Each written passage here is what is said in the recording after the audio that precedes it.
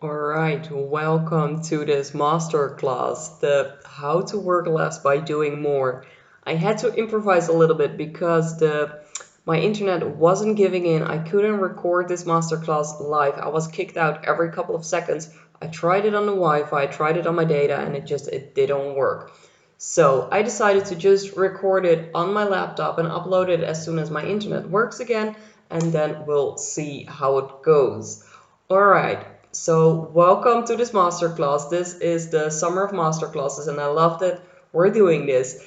If you don't know what this is a masterclass series that I put up for a 2-week masterclass series. So it's 2 weeks long, every day a different masterclass. The topics that I've covered so far are digital decluttering, how to use Instagram as a coach, money mindset hacks, how to get more followers in your business, masculine and feminine energy, and love languages in business. You can watch these masterclasses for 48 hours for free, and after that you can purchase them on my website. That's fearlessbusiness.nl/masterclasses.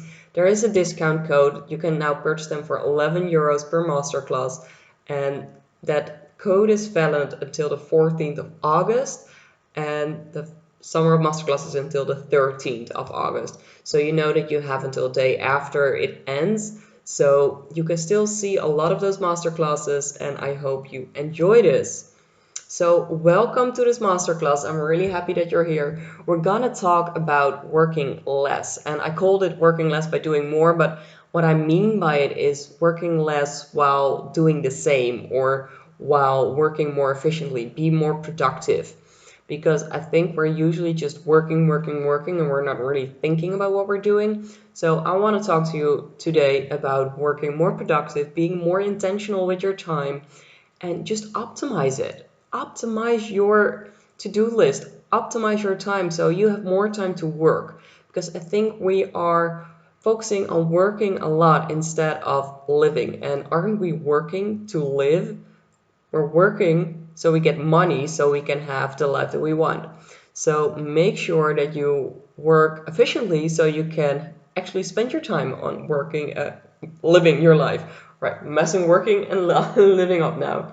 All right, we're gonna dive into this. I started working more efficiently back in 2020 because I realized during the pandemic that I really needed to focus on what makes me happy. Even though there wasn't that much to do in the pandemic, I realized that I really need to make myself a priority, even more than I usually do. And what it looked like was that I made time for long walks in the forest. I made time to go bike riding, to go paddleboarding. I needed to be outdoors more because otherwise it would just be inside and be working. And then I would get like cross-eyed because I was at the screen all day and I didn't want that. So I started focusing on myself a little bit more, and that changed a lot. So today in this masterclass, I want to take you on the journey of how to work more productively, but also, yeah, how you're gonna divide your time. What are you gonna do? So let's dive in the first thing, and that's systems and your to-do list. So you have to figure out what really works for you. So I got two systems next to each other in place. I got my Notion, my online tool, and there I got my one big to-do list with everything that I need to do. And I usually organize it on time, I organize it on projects, and I can easily find every task that I need to do for a certain project, and I can find everything I need to do today, tomorrow, next week, whatever. So it is a really fine way to organize everything. So I usually, if I start my working day, I check my Notion to see what it is that I'm really doing today, what I already scheduled in. But I also check my calendar because I also work on paper. So I have my calendar, and then in my calendar there is the task that yeah, you can probably not see it, the task that I want to do today or need to do, my appointments, the masterclasses, podcasts, meditations, everything I need to upload. That's always in this calendar.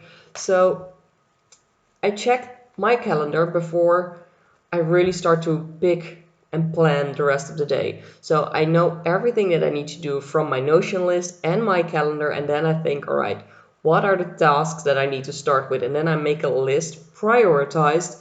And for example, I have a list here. It has a couple of things on it. And I didn't do everything, and actually, I did almost everything. I just didn't cross it off. But usually I make a list like that, and then I start with the three things on one list. I fold the paper a little bit, or I make a new list afterwards, but I like to have three things on my list because that way I am not overwhelmed by looking at my list. So what I do is, if I've worked with this, I will just write a new list with three things so I don't get overwhelmed, because if the whole paper would be full, I would be like, where to start? And I'm not someone who starts at the top, so I just pick something out, so that doesn't really work. So that's why I usually fold my paper so I only see three things. But it might work for you that you just have one big list that you work from, or it might work for you that you start with the task that you dislike or have been dreading the whole time. I usually start with what really needs to get done, because that way I know if I lose my flow of working, if I stop working, it's fine, because everything that needed to be done is already done, because that's where I started with. So that for me really works best. So if you're making your to-do list, you really want to keep in mind how big the tasks are that you write down. Because if you're going to write down, I need to build that website, it is way too vague. Where are you going to start? Are you going to start with a homepage, with a blog? Are you going to start with a layout? Are you going to start with colors? What are you going to start with? So make sure that you make it really specific and you divide one big task into the smaller tasks. But I think a lot of people know this already, so I'm not going to dive into that too long. But also, when you're making your list, ask yourself, do I really need to do this? Is this something that needs to be done today?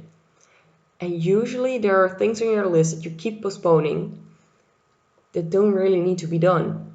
It would be nice if it's done, but it's not important. So why do it? If it's not important, if it's going to make a difference, probably not. And you can also ask yourself, is there someone else who can do this? Because if you have colleagues, you can sometimes just have someone else do it, and that helps. But it can also be with groceries. Sometimes I ask my parents to do my groceries because I don't have time for it. And they're amazing people. I need to take a sip.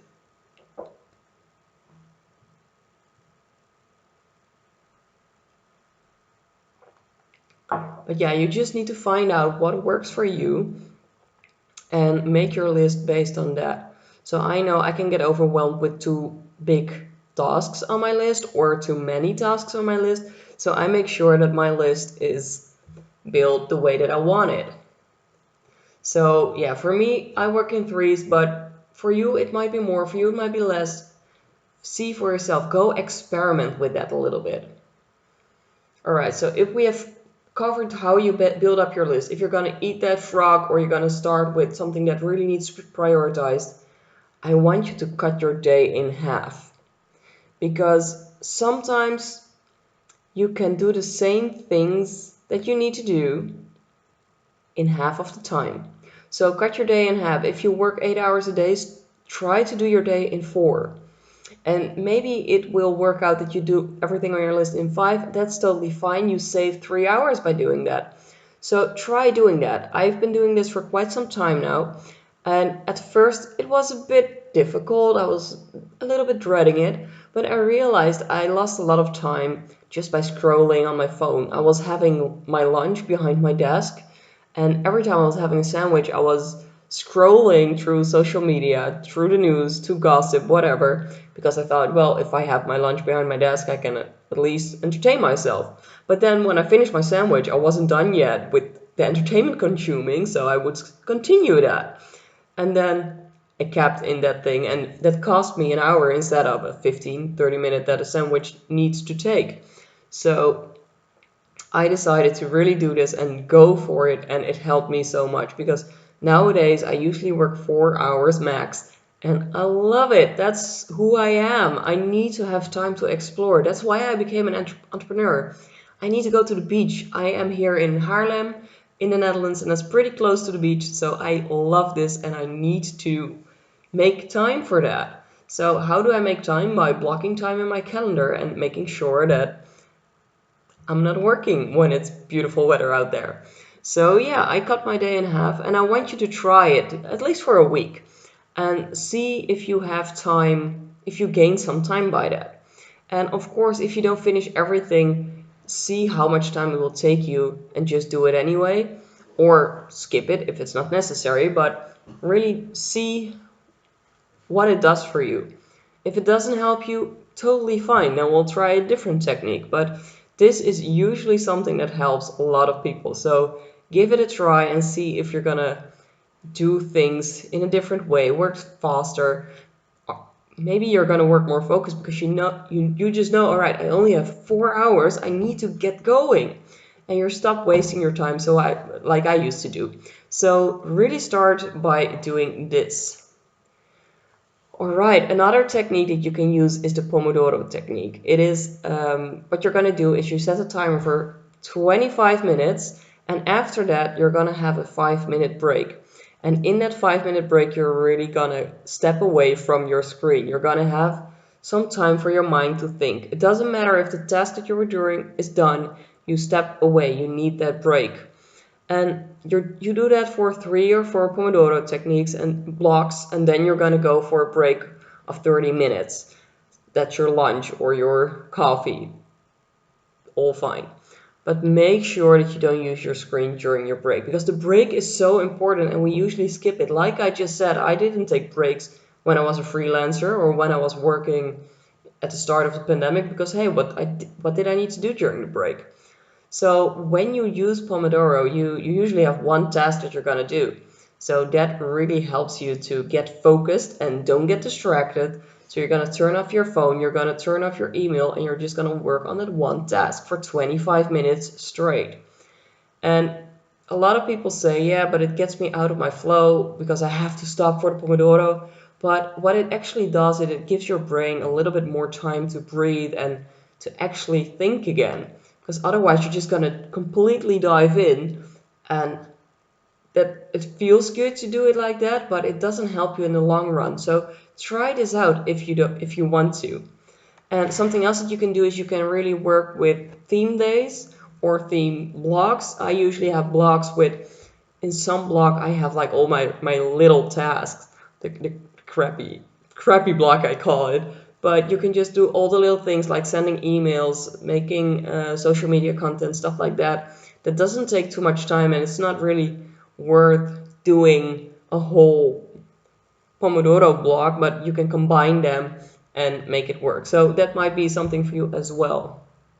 All right, something else is experiment with when you are going to work, because you might not be working at the exact right moment. I am really a morning person, and I would have never thought that because I usually was always getting creative at the end of the night, but that was usually when I was over my sleep and got in the creative process again. And nowadays I realize that I'm really a morning person, and I think I started using the Miracle Morning back in 2016, and then I realized that I really loved being early in the office when I was a freelancer. So I went early to the office so I could get a lot of shit done before my colleagues came and dumped stuff on my plate. So it really worked to have my inbox already ready when everyone came in. So I really love getting up early, and the last couple of years I've experimented a little bit with it as well. But during the Hell Week, you need to get up at 5, and I love that. Just having everything done before everyone wakes up, there's something magical about that. And nowadays, my boyfriend is a train driver and he has morning shift, so he gets up around 3. That is a little bit too early for me, but I usually get up around 5 or 6 and I start working as well. And I really love it.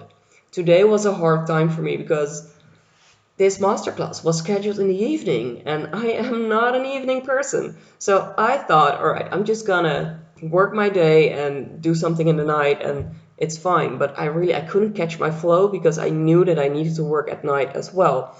So I didn't get my usual workflow. So I really realized that I work better in mornings. So tomorrow morning, I'm gonna go for it again. All right. Something else that you can do is you can check what gets you in the work mood, what gets you in the flow. Sometimes you cannot get in the workflow like I had today, and sometimes you can just trigger it a little bit by getting that inspiration. So for some people, it might be go for a walk to get fresh ideas. For others, it's taking a shower, listen to a podcast, writing your journal. Do what works for you to get you going, so to get you in the flow. I know when I'm reading a book or following a course, I sometimes get really into the flow and I'm just doing something. Some other days it's starting with meditation. Other days I get in the flow because I'm working on a website and I love doing that. So really figure out what works for you. All right, the next point is use background music or sounds that motivate you. It adds on a little bit to the last point because if you use music to trigger you, that of course is something as well to get you into work mode. So for me, I love listening to music when I'm working.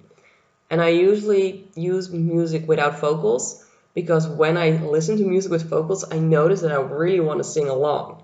And when I'm singing along, it means that my brain is busy with looking for the words. So half of my brain is already occupied and it cannot focus on the things that I'm doing. So I usually put on music that doesn't have vocals, so piano music or meditation music, something that really goes into it. So I usually look for a track that's an hour long so I really know when the hour is over and I can get a break or shift to another task. So I have some music on my YouTube channel, Fearless Meditations. I have 2 meditation tracks on it today, and I use the peaceful piano music for quite some time now already. So that's why I thought, all right, I should share it because it's such a good track and I love it. So check it out if you're really into finding the right music. All right, another point is make sure that when you don't work, you really don't work. And that means really unplugging and focusing on living instead of working. And that means stop checking your social media, stop checking your email, turn off your notifications. It is really about living mindfully. There's a cat walking by. So make time to meditate, make time for yourself, relax, take a bath. And something that really helped me is because I know I have the right the right systems in place, I know that I can really let go of getting into the work mode. So if I think of something to do, I just grab my phone, put it on the to-do list, and I will know tomorrow what I need to do. And that can really help you. So make sure that you have your own system. Make sure that you have a place where you put all your little to-do lists on so you can know that you can find it when you want to work again. But yeah, it's funny because this is something that a lot of people take for granted, even though we don't live to work, we work to live. So make sure that when you are actually not working, that you're really not working and not still thinking about it. So a task that you can do now is turn off your phone at least once a week for an hour or two so you can fully enjoy. And you can also just check how to turn off your notifications during certain hours. I know iPhone has the do not disturb function that you can really turn it off. And I know Google has it as well. So just look into it a little bit and figure out how to make it work for you. All right, and then we're gonna get to the last point. Automate or delegate. Make sure that you know that the time that you spend is actually what you want to do. So make sure that you can cut something in order to get more freedom. So if you don't really need to do a task, don't do it. But if it needs to be done, check if it can be automated because sometimes there are tasks that are so easily automated and you don't even realize it. So sending invoices is something that you can automate. If you want to make a blog post for your podcast, that can be automated. So look for certain ways how to make it easier. If you are writing the same emails over and over again, make sure you use a tool that can send out those bits with one click. And then you don't have to do that anymore. Or use on your phone, you can make shortcuts for text as well. So if I would be typing fearless, I know that it gets to my email address every time. Or if I type Gmail, I automatically get my Gmail address. So use those little things to automate and make things a little bit easier. And these are, of course, small things, but you can also make way bigger things automated. So certain emails is a easy one, but also the automated replies on Instagram, the automated just messages. You can easily automate a lot of things. Just look into it. I don't know what your business look like, so I cannot tell you right now what you can do. And if you cannot automate it, check if you can delegate it. Maybe you can hire someone to edit your videos if you don't like that. You really need to make sure. I am really short of breath. I think my dress is too high. All right, I will continue. But yeah, maybe you can hire someone to do those tasks because you need to make sure that you do tasks that you actually like, because otherwise your work joy is not going to be as high if it would be if you were working in your zone of genius. So make sure that you can hire someone that does things that are in their zone of genius. So if you don't like editing your videos, hire someone. If you don't know how to fix something on your website and it keeps getting on your to-do list but you don't do it, make sure you delegate it to someone. There are a lot of people who can help you with your website. So ask yourself with every task, is this really necessary? For a lot of tasks, it is not. All right. So those were the tips. I kept it a little bit shorter because I need to record it and I didn't have that much space on my laptop and I still need to upload it and I wanted to have it done within the time frame that it should upload. So that's why I kept it a little bit shorter. If you want to know more about these things, I have a course. It's called Fiercely in Alignment, and it's a course about living from alignment with a deeper connection with yourself and the world.